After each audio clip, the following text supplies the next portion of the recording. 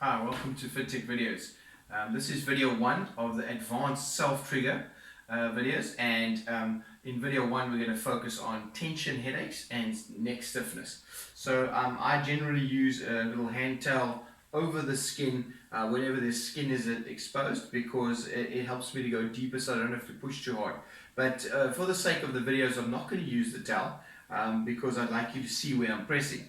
But please note, it's always better to use a hand towel, or big, doesn't matter the size of the towel. I just use a hand towel because it's easier for use. So I'm not going to use that. But if I've got a tension headache, or if my client comes in with a tension headache, the first thing I do is go into the forearm. Everyone expects you to go straight into the neck, but the neck's already tight and stiff and sore. So if you go straight into where it's sore, the body just gets into a protection mode. So what I do is I release. It's all runs with nerves. The whole body works. It's an electric system, works with nerve impulses. So by releasing tension in areas that can cause other muscles to tighten, it helps to. So by the time we get to the neck, we're able to go a little bit deeper and do more releasing. The body is more open for the releasing. So straight away, if you have a headache, the best place to go is in between the thumb and the forefinger. Not too much, just a little bit of stimulation. Don't hold that spot for too long. So I go a little bit, back off, and you come a little bit. You can rather do it 5 or 6 times during the day rather than too much at once. If you overstimulate, that can cause a counter contraction. Then another way of doing it is folding the thumb in on the line of that bone in the hand that's in line with the forefinger. You can just push the muscle against that bone. That's a good way to get deeper in there. Right, someone just arrived across the road. Right, now, then you go into the forearm. Very, very good area. The forearm allows, the whole forearm allows to release the neck. And it's very interesting. A lot of times my client comes in with a stiff neck. Maybe they're woken up with a stiff neck and they literally can't turn it. They're turning like this. They come into me and they expect me to grab hold of the neck and viciously release it, which I don't do, never ever. What I do is I grab hold of the forearm, and when I start feeling the forearm likely to feel, obviously I've got good feel from years of doing this, and I'll feel for tightnesses, and then I'll feel a trigger point, and I'll be like, okay, now turn your head, and then they look at me as to say, I just told you I've got a spasm, I can't turn my head. And I say, I know, but just try. And then when I hit that trigger point, they then turn their head, then they quickly look at me and say, like, what did you just do? How is that possible? And it's amazing. It works every single time. Sometimes better than other times, but it works to a degree every single time. When you're without even releasing the neck, release the forearm, it makes a huge difference to the neck. So once you've got into the thumb, you go into the forearm, and we've done videos before of releasing the forearm, but basically you just want to go all over.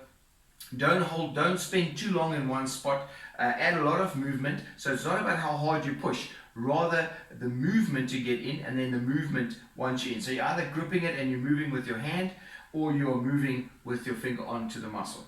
And then the inside is also very important, so you can come across there, do a bit of rotation, a bit of up and down once you pinch it. Then bicep and tricep, very important. Bicep obviously because it helps to cause tightness in the shoulder, and the tricep is an antagonistic muscle to the bicep, so always important to release both.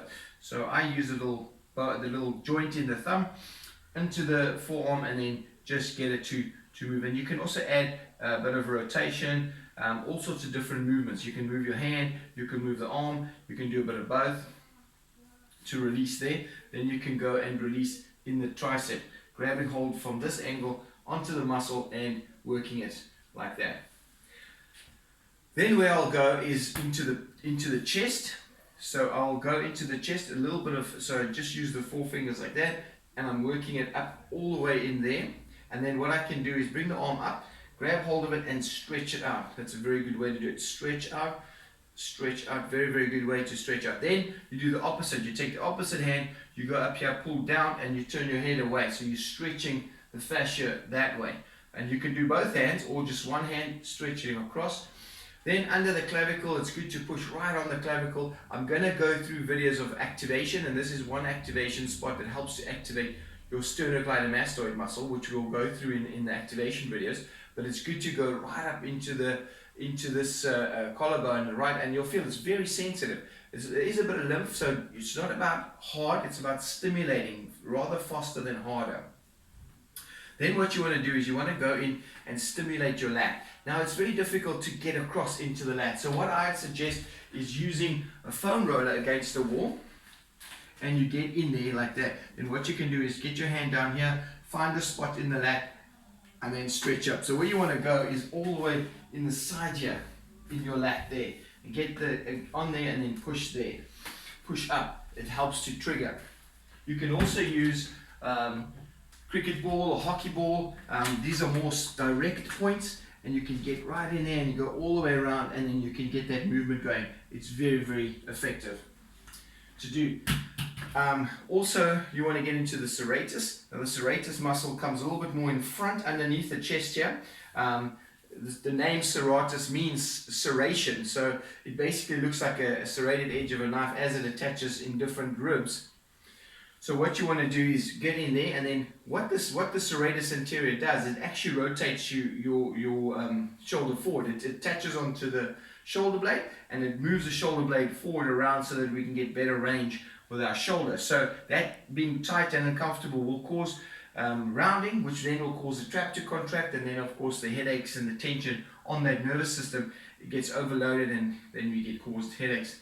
Obviously that's just in a nutshell. So it's obviously a lot more involved in that, but I'm not going to try and explain to you what causes a headache, because I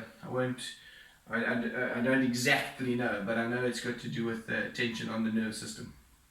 And then what you're going to do is you're going to grab hold of that muscle, and then bring the shoulder forward and take it back. Bring it forward and take it back while you're gripping there. That helps to stimulate the muscle and also release it. And then the last muscle you want to really focus on is this trapezius muscle. And the trapezius muscle starts lower down here and goes all the way up into the neck. So that's also where you can use a foam roller or a cricket ball against the wall, and you can just gently roll. Remember always to base the support, bend the knee so that you're not hurting the joints, and then you can work right in. Like you can take your arm across onto the opposite side of the shoulder, and you see if I do that, it opens up that shoulder blade and you can get right in there. If you want to get into the upper trap, you just step a little bit further away and you can lean into the upper trap. Just be careful. Do it as much as you feel comfortable. If you're not comfortable with that, then you can go and grab the trap muscle, shrug up, relax down, and as you relax down, do a little bit of a wiggly press, and then turn your head away, and you'll see it will go right up into the head. That's a really good way to kind of get that stretch going. So it's shrug up, relax down, and then press and turn. Press and turn. That's a good way to release that. Another good thing to do is just to stimulate the mandible muscle here in the jaw and the temple. And these muscles are actually very good muscles to help the whole body just to de-stress and to stimulate. So, and it's a very sensitive area, so you don't have to go hard into the temple, into the jaw. And all these spots here combined will be great to help that tension headache and that stiff neck. I hope that helps. Thanks for watching.